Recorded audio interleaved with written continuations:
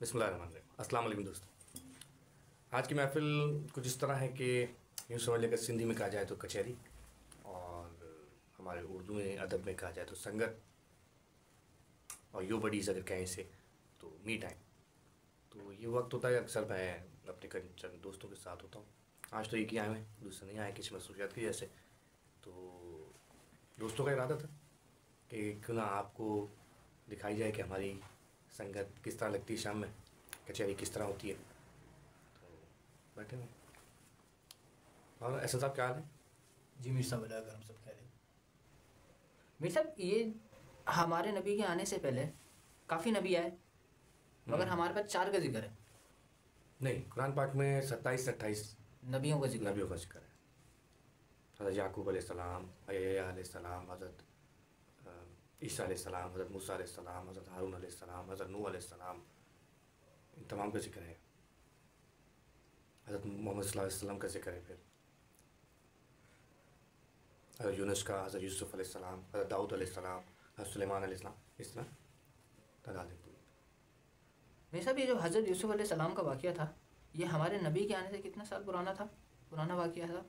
जो बात आप कर रहे हो ना, हज़रत यूसुफ़ अलैहिस्सलाम का वाक़या कितने साल पुराना है, तो कैलेंडर के हिसाब से तो हम शायद उसको ना कर सकें। साइंस ने अपनी तरफ से भले जितनी भी कोशिश की है कि बताया 7,000 साल पुरानी दुनिया है, 10,000 साल, जो भी एक वो तहकीक है, लेकिन वो एग्जैक्ट हम ये नहीं बता सकते अगर यूसुफ़ अलैहिस्सलाम का वाक़या कब का है। अलबत्ता हम ये ज़रूर कर सकते हैं कैलेंडर में कि हमारा जो कैलेंडर का जो हिसाब है 2024, इसका मतलब हज़रत ईसा अलैहिस्सलाम को दुनिया में आए इतने बरस हो चुके हैं।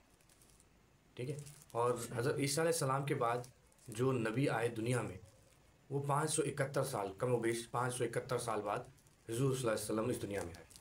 571 साल बाद हज़रत ईसा अलैहिस्सलाम के, हज़रत ईसा अलैहिस्सलाम के बाद 571 ईयर्स के बाद। ठीक है, नबी, इस बीच में कोई भी नबी नहीं आया। अच्छा, ठीक है, मतलब हज़रत ईसा अलैहिस्सलाम और ना दावा किया किसी ने? नहीं, अल्लाह ने भेजे नहीं, दावा होते नहीं थे तभी।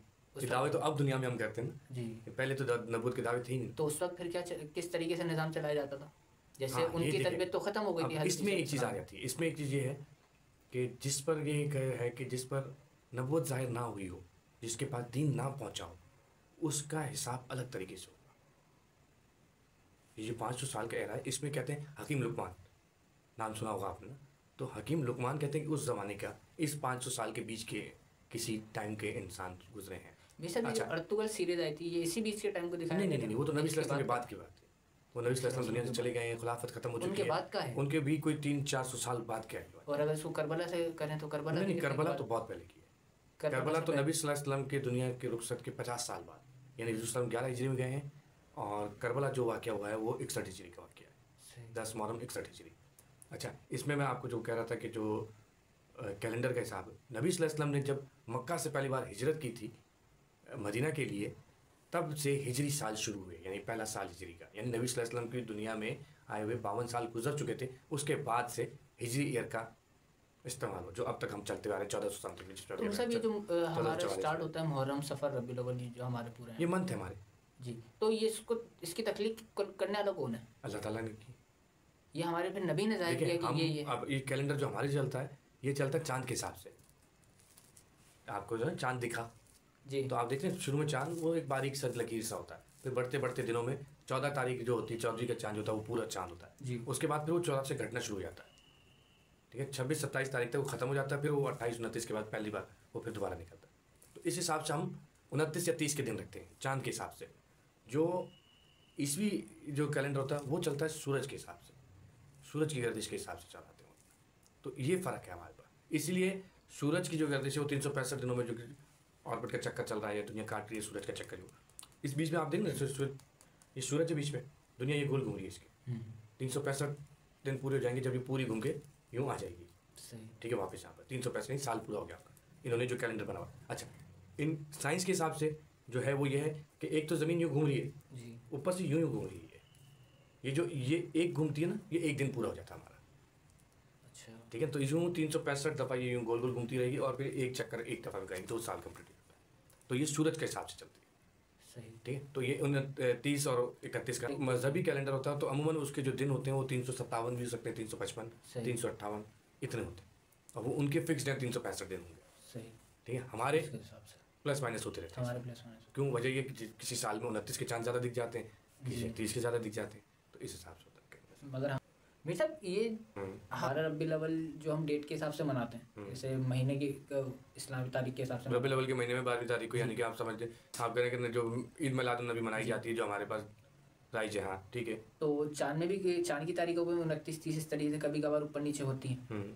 तो ये 12 तारीख पे कोई फ़र्क नहीं पड़ता। आप जो कहना चाह रहे हो ना, जो मैं समझाऊँ कि वो अगर दिन ऊपर रह रहे हो तो 12 तारीख तो अपने अगर देखें मिसाल के तौर पर जो मुहर्रम का चांद, मतलब जुल्हज्जा का चांद 29 को अगर दिख गया और मुहर्रम पहली हो गई, ठीक है, तो पहली के बाद तो 12 तारीख तो अपने टाइम पे आएगी, इसी रबी अव्वल का भी, ठीक है। तो बाकी रही बात, आप ये कह रहे हैं कि विलादत नबी 12 तारीख की है या नहीं है, तो इसमें बहुत सारी अलग अलग राय हैं लोगों की, यानी कि अलग अलग बुक्स में अलग अलग हिसाब से लिखा गया है, ठीक है ना। कुछ 8 तारीख होती हैं, कुछ 9 कहते हैं, कुछ 12 हैं, कुछ 17 है, डिफरेंट है। डेट्स उस ज़माने में इतनी कम बेश नहीं याद रखी जा सकती। तो दूसरी बात ये, मेरा तो पहला कॉन्फ्लिक्ट ये है कि ये तो बताएं मुझे कि 12 रबीउल अव्वल कैसे हुई, जबकि आपका जो हिजरी साल है वो शुरू हिजरत के बाद हो रहा है। तो वो पहली बार जो अल्लाह ताला ने अपने तौर पे करिश्मा दिखाया था कि मैं इसकी हिफाजत कर रहा हूँ। उसके बाद हम इंसानों पर फर्ज है कि उसकी हिफाजत करें।